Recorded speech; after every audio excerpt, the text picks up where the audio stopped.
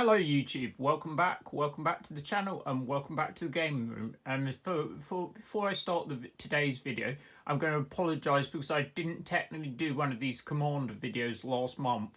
I just got a bit distracted. I'm basically, I'm not just a Magic channel, I do video game content as well, and I was trying to focus more on various gameplay videos. Now I've got those gameplay videos out of the way, I'm going to get back to the Commander ones for sure. I mean, you say, don't worry, I'm going to make it up to you. So not only am I going to do this one today, I'm basically going to do another one later in the month because Halloween's coming up at the end of the month. So I'm going to do a Halloween special as well. It's going to be werewolves. It's going to be a werewolf deck list for sure. Anyway, with today's before we also get into it, I'm also going to big up some people before I say. I mean, say thank you very much to my friend Anthony over at Red Man and Madness. He basically he has an eBay store. He's doing quite well now. So if you want to check out some videos of him, he does pack openings and all the stuff is available in his eBay store. Check out Red Man and Madness. I mean, you say also, so if you want to check out some other channels, I also recommend Unholy Hand. They've started recently, so they're British based, the same as me, and they focus on gameplay. They're doing Commander gameplay, and then you say, as always, I recommend Dragon Shield sleeves. They're the best sleeves to sleeve your deck in, people. They're obviously very good. All right. We're going to get on for going to the thing. All right, so today's featured presentation is going to be mono white equipment, which is going to be this thing here. So this is my general for the mono white equipment deck, is Kemba Kha Regent. So is this the best equipment commander? Probably not. But even if you're building other equipment commanders, you can basically look at the creatures and the equipment in the deck, and you can take those as a baseline. This was just what I was playing, and this was one of the best things available at the time. So this was from the original Mirrodin. As you can see, it's got the Mirrodin, the guild symbol. So Kemba Kha Regent is a white and a white for a 2/4. He's a cat cleric. And it's at the beginning of your upkeep, put a 2/2 white cat creature token onto the battlefield for each equipment attached to him. So you basically, the aim is to equip him with loads of swords, or Voltron as it's called, and basically give him protection from most of what your opponents are playing, and then basically kill them. So you're more likely to kill people with commander damage than in lots of other decks. I mean, you say also, but before I get going, you say, as always, I'll link my decks on Moxfield. When you say I get round to doing them, they take about an hour each to upload from, if I've got a base list. So I'll link the list on Moxford, and say on power scale, I would say this is between like a 6 or a low 7. Only say I recommend the Nitpicking Nerds did a video recently about how to rate your commander decks on like the scale basically, and they were saying a lot particularly the decks that are in the middle, the 7s. I would say most of my decks are 7s anyway. I'd rate this one either a low 7 or 6 or thereabouts. Anyway, as you can also check out commandersalt.com, which will also give you a ranking if you feed in like you can import a list like Moxfield list. All right, let's start with the main stuff in the deck, the equipment. There's I think it's 20 pieces roughly. So for those that don't know equipment, basically they're like artifacts. So this being the first one, so they have their cost as normal, and then basically they have an equip cost. So basically equipment, you basically cast it and it comes into play. And then you basically need to attach them to creatures to get the things to trigger. Anyway, there's a whole series of them. Let's say we'll start with this one. So this is being the most expensive one in the deck. It costs 6 to cost and 6 to equip. It's equipped creature gets +6/+6. Whenever a equipped creature attacks, destroy target permanent, which is a useful ability. It works on all permanents. You can block lands, planeswalkers, everything. So that basically gives. So then we go on to Helm of the Host. Helm of the Host being a 4 casting cost art effect, probably one of the most played pieces of equipment in Commander. Even if decks that don't play any other equipment sometimes play this, like Godo, Bandit Lord, and stuff like that. Alright, it's a 4 to cast and 5 to equip. And it's this one's a legendary artifact equipment, and it's the beginning of combat on your turn. Create a token that's a copy of equipped creature, except the token isn't legendary if equipped creature is legendary, the token gains haste, so that's good. And then we've got Moonveil Sphere. This is basically a 4 mana, 4 to cast, 4 to equip.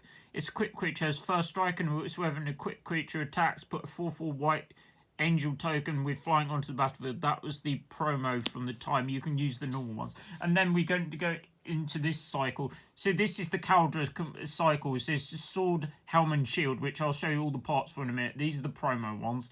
These are available. You can also get the normal ones. I used to have this in my Cisse deck at one point. We were having the entire cycle, but now it's just in this one. I don't think it's amazing. You can take it out if you want. And you can if you have all the pieces, you basically summon Caldra, which is like one of the cards explains it. I'll go into it in a minute. So this is Sword of Caldra from the original Mirrodin. So it's 4 to cast, 4 to equip. It's equipped creature gets +5/+5. It came from 20th September 03, this one. So that proves how long it's since original Mirrodin. Anyway, original Mirrodin was a very good set, very good in limited anyway. It had a lot of busted cards for constructed, but anyway, we'll carry on. So when an equipped creature deals damage to a creature, remove the creature from the game. So that's pretty good. It also combines incredibly well if you can give it first strike as well, as it would just get rid of nearly anything. And it's anything indestructible, doesn't matter. We'll be able to exile it. Shield of Caldra. It's basically equipment name 4 to cast, 4 to equip. All these others. I'm also getting a lot of pop-ups on my thing telling me various spoilers for the next set and then various things about the Doctor Who cards. Anyway, we may get the Doctor Who deck at some point. I do like Doctor Who. I'm not obsessed with it like some people, but I do like Doctor Who. I mean, so it's a British-based program. People, when you say people, the Americans are probably quite confused about why this is coming out in a secret, the Universe Beyond thing. Anyway, we like Doctor Who anyway. I mean, it's a Shield of Caldra, so it's equipped sword, shield, and helm are indestructible, and its equipped creature gains indestructible. And then we've got the last piece. This is the helm. So this is that was 4 and 4 to equip again. This one is 3 and 2. This one. So it's equipped creatures first strike, trample, and haste, and it's 1 if you have control. Helm, sword, and shield.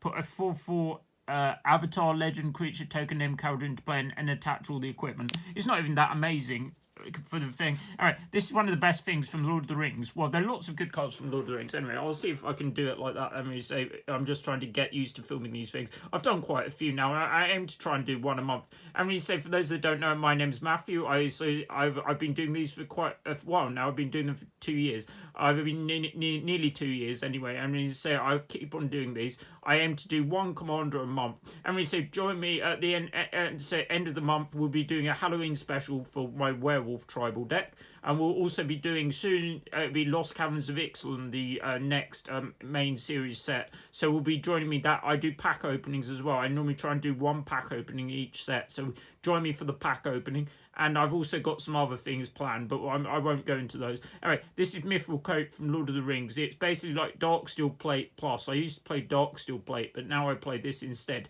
because it has a few advantages. But this is a free to cost and free mana to equip normally, but it has flash, so you can play it as an instant. It's basically like a flash Darksteel Plate, but it has when Mithril Coat enters the battlefield, attach it to target legendary creature you control. So you can use it as a bit like a combat trick. It's equipped creatures, indestructible, and it's indestructible itself. So it's like Darksteel Plate Plus. A lot better than Darksteel Plate. Then we have Champion's Helm. So this is maybe forgotten one. This is free to cost, 1 to equip. So it's equipped creature has +2/+2. As long as it's legendary, it has hexproof. And then we've got GT. So this is what the FTV one, use whichever one you have. I mean, you said this was one of the most offending equipment in like standard and 60 card play for sure. It's got lots of text on it. It's 2 mana and 2 to equip. It's when an equipped creature deals combat damage, put 2 charge counters on it. Then you can remove a charge counter to do one of the above. Its equipped creature gets +2/+2 until end of turn. Target creature -1/-1, or you gain 2 life. Pretty good. One of the best equipment.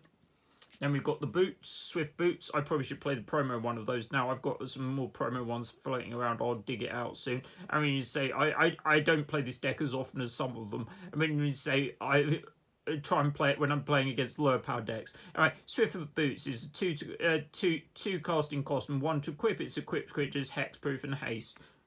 generally the aim is most of the time, 90% of the time, you're going to stick all these equipment on Kemba and go to town with him.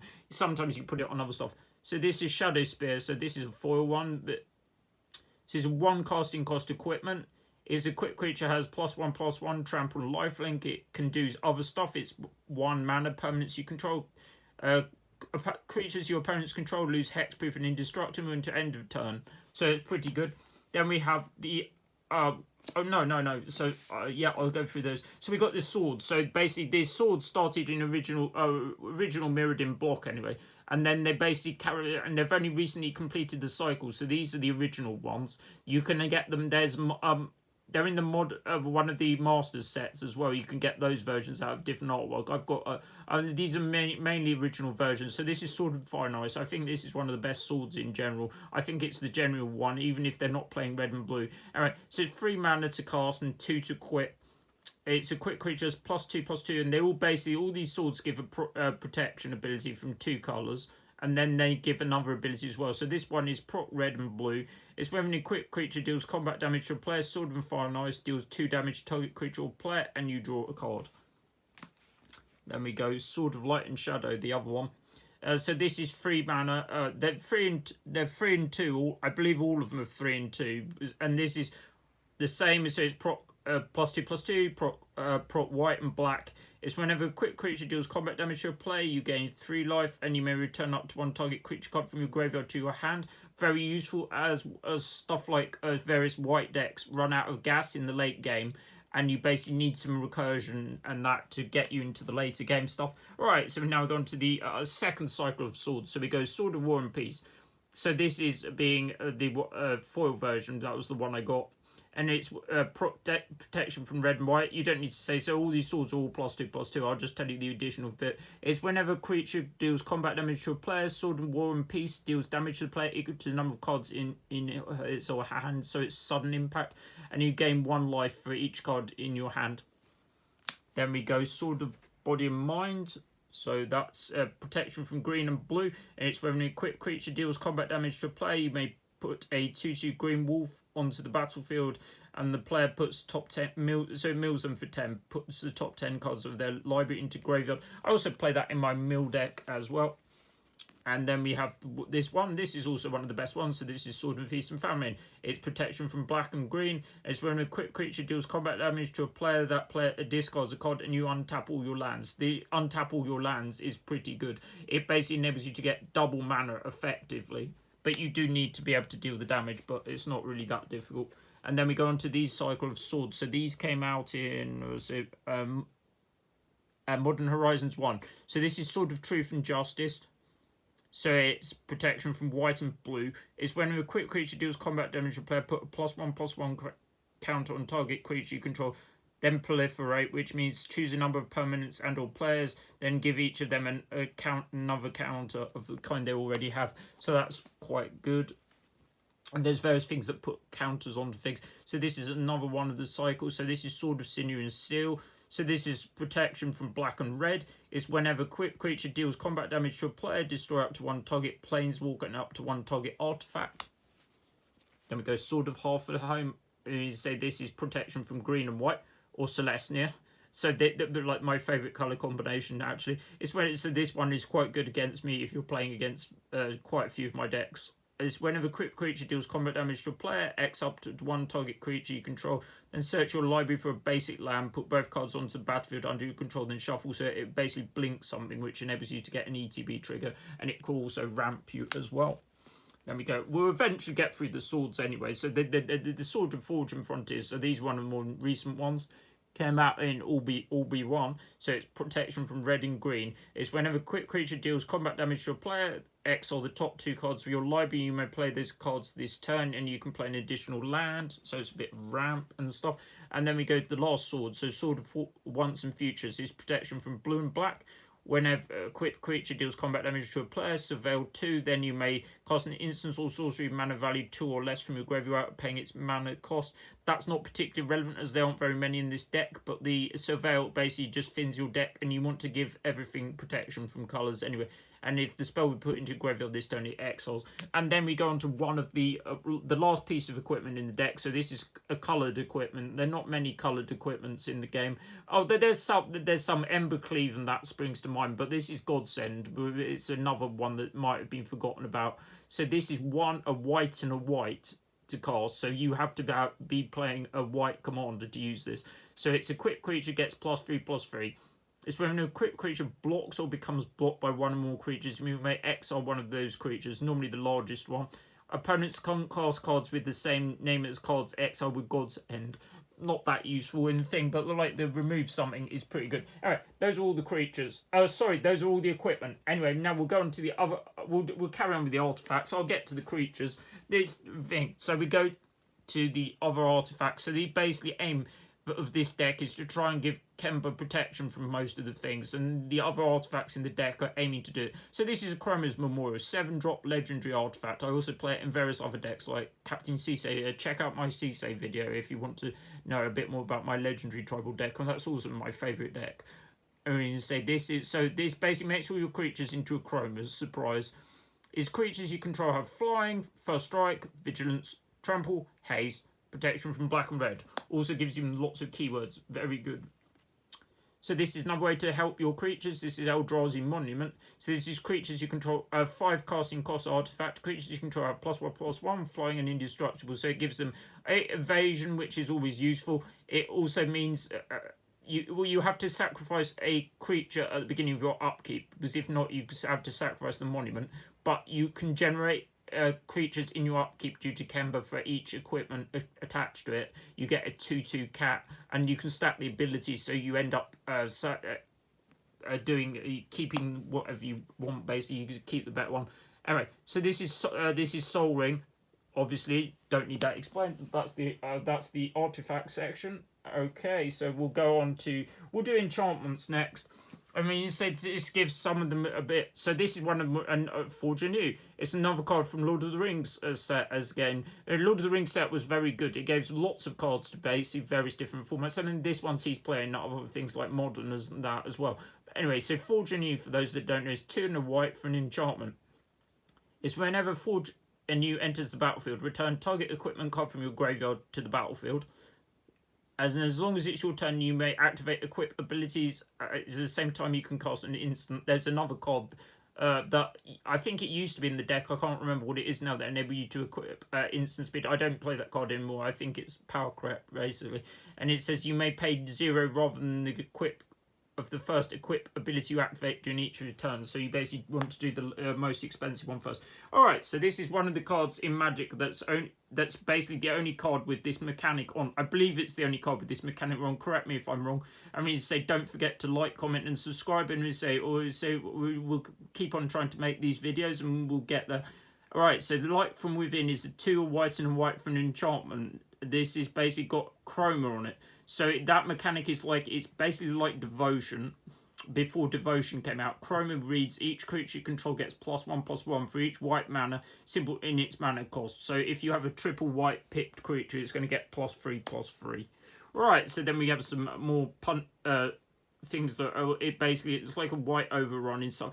So True Conviction, 3 white, a white and a white for creatures you control have double strike and lifelink. So it's kind of like having an overrun effect. Right, those are the enchantments. Right, so we'll move on. We'll do the spells. So the only instant in the deck is Enlightened Tutor. So this is a 6th edition one, and this is the white bordered one. So Enlightened Tutor, for those that don't know, is a white mana. Search your library for an artifact or enchantment and reveal the card and shuffle your library put on top.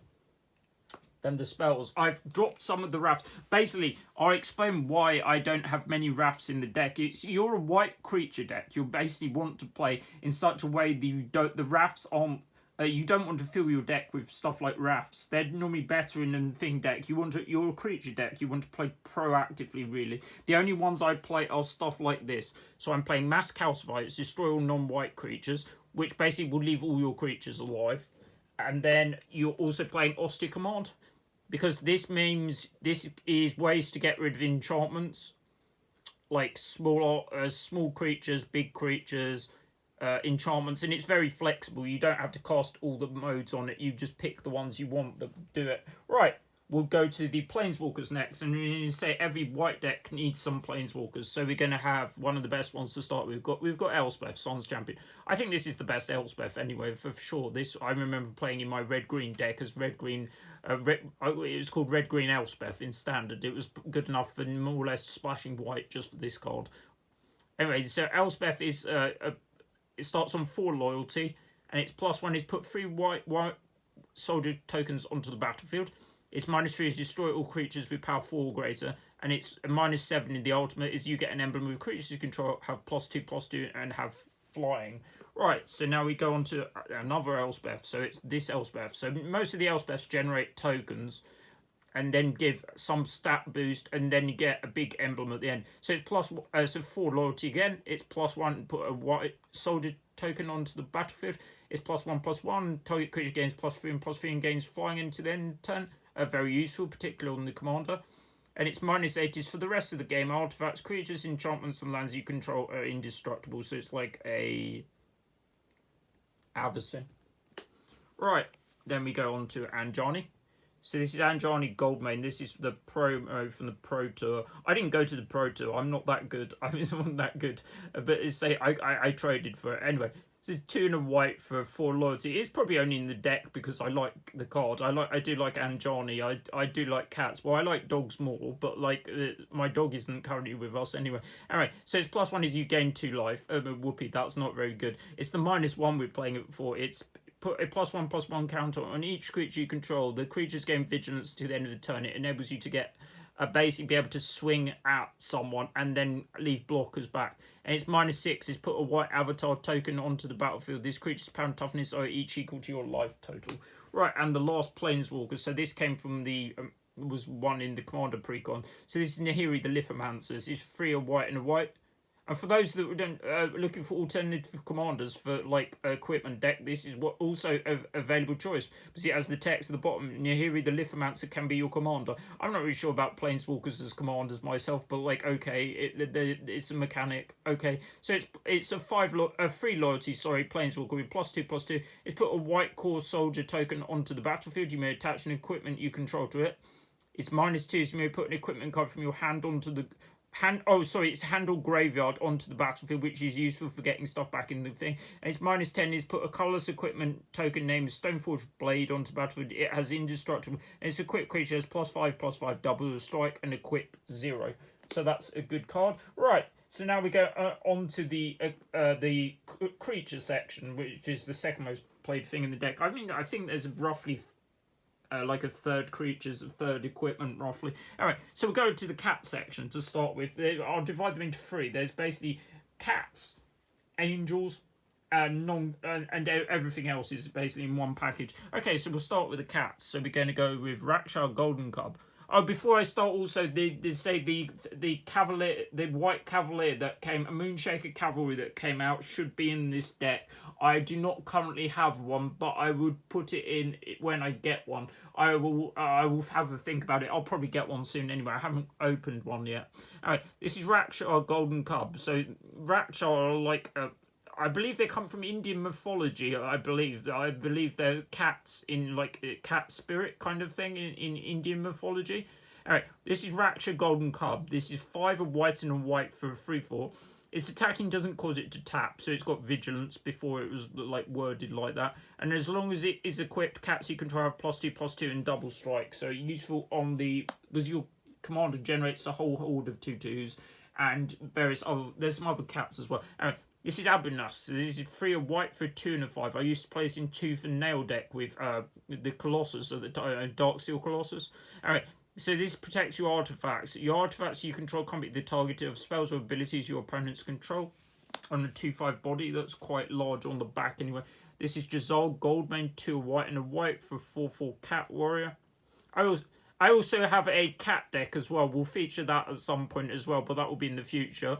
Anyway, so if you want to know what videos I'm going to release, don't forget to go to the community tab on YouTube. Go to the tab, go to community, and I normally try and update people on what I'll be uploading for the month, basically. So look at the community tab. Alright, Dissolve Goldmane is a 4/4 first striker. It has a buff though. It's 3 a white and a white for attacking creatures you control get +X/+X, where X is the number of attacking creatures. Very good. I believe he's related to Anjani as well. Is it Anjani's brother? I'm not really an expert on the storyline anyway. I believe it is. And this is Brumaz, King of Oscar. This is 1 a white and a white for a 3/4 with vigilance. Is when he attacks, put a 1/1 white cat soldier token with vigilance onto the battlefield attacking. And it's got basically the same thing whenever Brumaz blocks a creature, put a 1/1. So whether he attacks or blocks, he does it. And he's generally going to be able to do both in the turn as he has vigilance. Right, so we go on to from one Kemba to the other Kemba. So this is the new Kemba that came out in Orbi 1, I believe. Yes, it's 1 and white for 2/2. I got the foil one. It's whenever he or another cat enters the battlefield under your control, attach up to one target equipment you control to that creature. Useful when the other Kemba's coming in. It's equipped creatures you control have +1/+1. And the last ability is a bit expensive. But it's 3 a white and a white to make a 2/2 white cat. Right, those are the cats. Let's go to the humans section, where you see humans are one of the most prominent creature types in Magic. When you say based in a fantasy world, I think elves and that are more, but humans are definitely popular. Anyway, I mean, if you know what human is one of the most played cards in all formats, it's going to be Tharl. It's 2 and a white for a 3/2. It has first strike, and it creatures and non-basic lands your opponent control enter the battlefield tapped. Really good when you're an aggressive deck and want to get people's large drops to come in tapped, so they don't have any blockers. Then we've got the obvious one, Odric, 3 and a white. So at the beginning of each combat, your creatures, if you control a creature with first strike, flying, death touch, double strike, haste, hexproof, indestructible, lifelink, menace, reach, skulk, trample, and vigilance. So it basically gives them, grants all the keywords from one creature to all the other creatures. No, it grants all the keywords to all the creatures. Your creatures anyway. And it's the beginning of each combat, not just on your turn, so you can use it on the defensive as well. This is Silverblade Paladin. It's a human knight. I've also got a knight deck. I also will do that at some point. So this one is Soul Bond. So Soul Bond, for those that don't know, is a mechanic, but it basically means you pair a set of creatures. So it basically, as another creature comes in, you can pair the creature with an unpaired creature. As long as the Silverblade Paladin is paired with another creature, both creatures have double strike. So you basically generally do that on your commander. Then we've got Pure Steel Paladin, which is one of the better cards in the deck. Which enables you to draw cards whenever an equipment card. So it's two double white for a 2/2. And it's when an equipment enters the battlefield under your control, you may draw a card. It's Metalcraft is equipment you control have equipment cost 0 as long as you control 3 or more artifacts. Then we go on to the non-humans. So we've got the ones, we've got Elesh Norn. So this is the Anthem Elesh Norn. I'm not playing the other one in this deck. I don't think it's that. You're looking for a buff effect and something that it makes your opponent's creatures smaller. So this is 5 of white and white for 4/7 with vigilance. And Elesh Norn is either popular or not. The Braiters are quite popular. This other creatures you control +2/+2, and creatures your opponents control -2/-2. Good at shutting down various token strategies, and you want anthems in this deck.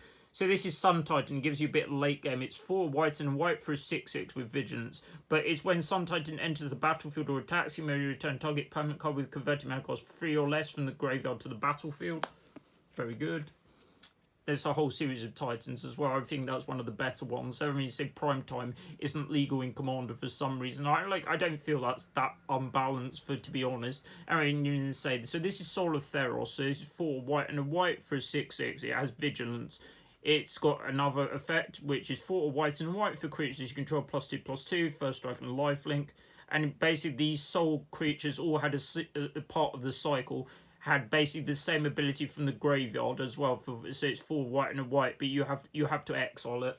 I had that recently in one of my games. The person tried to wrath my board, but I exiled the Soul of Phyrexian, the artifact one, from the graveyard to give my things indestructible, and then I won about a couple of turns later. Right, so then we have some more tutors. This is Stonehill Giants, 3 and a white and a white. This was the reprinted one.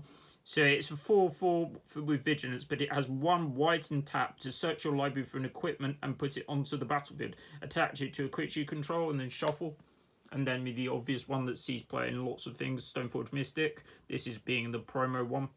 1 and white for 1/2. When it enters battlefield, search your library for an equipment card, reveal it, put it into your hand and shuffle your library. And it's you may put an equipment card, one and white, and to tap to put an equipment card from your hand onto battlefield. Good if you can't afford to play the equipment cost. So this is Saram Senior Edificer. This is also seen in various other formats as like a Cheerios kind of thing. So this is 1 and a white for a 2/2. It's whenever you cast any. You could also play this as a commander as well. I don't feel that would be bad as well, because that gives you some card drawing engine. But I like Kemba. I mean, I don't think he's the best one, but like you can play it. Anyway, so that's Saram. That's also a legal option for a commander, and I don't feel that would be a terrible one. Right, so there's the equipment. Now let's go on to the angel section, and then we'll just go to the land, and we'll be rounding out the video. I aim for around 30 minutes, slightly more than some of these videos. Alright, so we've got the angel section here. Every white player loves their angels. So you can see the iconic one. Avacyn, Angel of Hope, 5 white, for an 8/8, flying vigilance. It and other permanents you control are indestructible. Then we go Rael, so this is 6 or 7. This is a 9-drop though. It's quite expensive to cast. The cost, it is quite good though. It's flying. It's at the beginning of your upkeep. You may return target creature card from your graveyard to play. Then we go Serra's Emissary, a nice new one, or relatively new for this deck. 4 white and a white for a 7/7. So we're doing them in terms of CMC. I'm doing it from top down. So the most expensive ones are at the top. So this is a goodie from Horizons, I believe. Yeah, or Yeah, MH2. So this is flying. As Serra's Emissary enters the battlefield, choose a card type. You and creatures you control have protection from the chosen card type. So it's probably going to be done by its creatures most of the time. It will enable you to alpha strike many people in one turn. Alright, Bruna. So this is a 5 white and a white for 5/7. It's when you cast, you may return target angel or human creature from your graveyard to the battlefield. And as you know, there's going to be lots of angels and lots of humans in this deck. So that's one. And obviously, you're playing the other bit of the meld in a minute. I'll show you. And you make Brazella. I saw that in a recent game. This is a Mirror Shepherd, so 5 and white and a white. So it's 4/4 for flying. Its landfall is basically like a mirror, the land. So it's whenever land enters the battlefield under your control, you may return target non-land permanent from your graveyard to the battlefield. If the land is a plains, you may return the non-land permanent to the battlefield instead. Right, so we go Victory's Herald. So this is a 3, a white, and white. It's quite a lot of these cards have lots of heavy white pips. But you have Nick Force in the land. So this is whenever it attacks, attacking creatures gain flying and lifelink. Then we have a bit of recursion. So Adicor Valkyrie. So this is 4 white and white for 4/5. It has flying and vigilance. It came from Cold Snap. That was one of the worst sets in Limited anyway, for sure. It does have some cool cards in it, but like this being one of them. It's when target creature other than it is put into graveyard from the battlefield, return the card to play under your control. It's worth bearing in mind you can do that on opposing players' creatures as well. You've got Aegis Angel. So it's basically this is a bit like the Soul Bond mechanic. So it's whenever this enters the battlefield, another target permanent is indestructible for as long as you control Aegis Angel. So it's a bit like Soul Bond of sorts. Anyway, it's a 5/5 for 6. Then we've got Angelic Skirmisher. So it's 4 a white and a white for a 4/4 flyer at the beginning of each combat. So it's worth bearing in mind quite a lot of the effects on these things trigger in all combat steps, not just yours. So you can choose First Strike, Vigilance, or Lifelink, and creatures you control gain the ability. So it means people are less keen on attacking you. And then we've got Light of the Legion. So 4 white and white for a 5/5 with flying. It has Mentor. So Mentor is the Boris effectively mechanic from the Return to Ravnica, I think. So it's whenever the creature attacks, put a +1/+1 counter on target attacking creature with lesser power, and when it dies, put a +1/+1 counter on each white creature you control. You know, Baneslayer, or Wallet Slayer as it used to be. I think it's dropped in price now, though. There's certainly more expensive angels, like Archangel of Thune comes into mind. Anyway, Baneslayer Angel is 3 white and a white for a 5/5. Flying, First Strike, Lifelink, protection from demons and dragons. And so dragons are certainly a played archetype. It's certainly a useful card. Then we've got Lyra. So this is Baneslayer Angel Plus now. So this is like Baneslayer Angel with some additional bits. Or effectively, it's like a upshifted Baneslayer. It's 3 white and white for a 5/5. It's got Flying, First Strike, and Lifelink like Baneslayer. But it has other angels you control have +1/+1 on Lifelink. So there's some various large angels that don't have lifelink, such as Avacyn and stuff like that, and it grants lifelink and +1/+1 to all of them. So Lyra is better in most of the decks. Archangel of Tithes. So this is like, oh, it's sort of like a stacked piece. It's one, a white, and a white for a 3/5. I also played this in standard in blue-white deck as well. Anyway, so this is, as long as Archangel of Tithes is on tap, creatures can't attack you or a planeswalker you control unless they pay 1 mana for each of those. And then as long as Archangel of Tithes is attacking, creatures can't block unless their controller pays 1 for each creature. So it's good on the defense or the offense. Then we've got Gisela, the Broken Blade, and it also makes Club when it's melded. It's 2 white and a white for a 4/3. There's also an FTV version available. I can't remember. This is the normal set one. I've got different ones depending on what the decks I play it in. I say I play it in quite a few decks. I mean, so this is flying, first strike, and lifelink on this bit, and then it melds into Brazella if you have both halves. Right, then we've got Undomitable Archangel. So this is another Metalcraft card. So 2 white and a white for a 4/4 flyer. And it has Metalcraft artifacts you control have Shroud as long as you control 3 or more artifacts, so it's good to protect your things. And then we're going to round out with the land. So this is mainly going to be planes. I'll show you the special lands. So there's 34 lands total. I'm not 100% sure that's the right amount, but like it seems to work most of the time. Anyway, let's go to the special lands first. So again, Nykthos Shrine to Nyx. So this is a very good land. It's good in nearly every monocolor deck. I strongly recommend them if you couldn't get them. I mean, so it basically it taps 1 colorless or 2 and tap to choose a color, and you add mana equal to your devotion to that color into your mana pool. Then we have Core Haven. As the advantage of playing sort of like monocolor decks, or you could play all these utility lands that you couldn't normally afford to play in various if you're playing, and generally. The less color intensive your deck, the cheaper the land is. People who say you can get away with playing a lot of basics and stuff in these kind of thing. All right, this is the Expedition Core Haven. Yeah, I like this one. I've got the other regular one as well, but that's in a different deck. Anyway, I like this one. So it's 1 and white, prevent all combat damage that will be dealt by target attacking creature this turn. So you can use it politically if you want, or defensively. Anyway, then you've got the Wasteland, original one. It's sacrifice Wasteland, destroy target non-basic lands. All these lands tap for colours. Then we've got Strip Mine there. It's a white border one. I've got black border one other way. And it says taps block target land, adds colours to your mana pool. Then we go with more Lord of the Rings cards. So we've got Minas Tirith. I've got this version in this deck. I do like them. They're generally very good, Lord of the Rings. Alright, so Minas Tirith enters the battlefield, taps unless you control a legendary creature. It doesn't matter. It's normally your commander. It taps for white mana. And it's 1 and a white, draw a card, activate the ability if you only attack with 2 or more creatures this turn. Not difficult. It's white card draw on the land.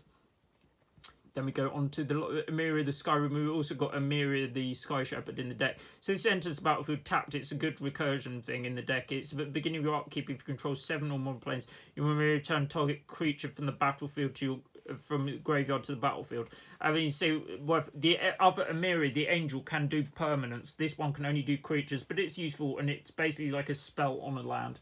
Then we got Windbreast Heights, which is the hideaway land from that cycle.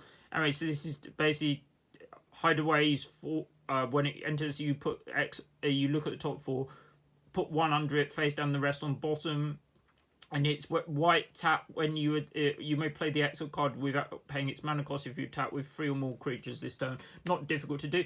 And then we round out the deck with the planes. So there's how many? There's 3, 4, 5, 6, 7. I think it's like 27, 28. I'm not 100%. I can't even count 28 planes or something. Anyway, check out the Boxfield list. All right. Thanks very much for watching. I mean, you say we're definitely going to do some more videos for Magic anyway. So I definitely do. I'm going to do them. I'm going to do the werewolf one for Halloween, and definitely join me next month. I'll be doing a pack opening, and we may get around to showing some arena gameplay of such as well. All right. Thanks very much. I mean, for those that haven't seen the channel before, my name's Matthew. Thanks very much for watching, and whether it's your first time or you've been watching for a while now. Anyway, we're growing the channel. We're getting there. Anyway, thanks very much. And then you say I'll upload the Moxfield list at some point when I get the time. I was say I'm probably going to film another video just after doing this, but it isn't necessarily going to be a Magic video. Anyway, also check out my video game content as well. Anyway. Thanks very much for watching. Like, comment, and subscribe. Thanks very much. I'll see you again soon. Bye.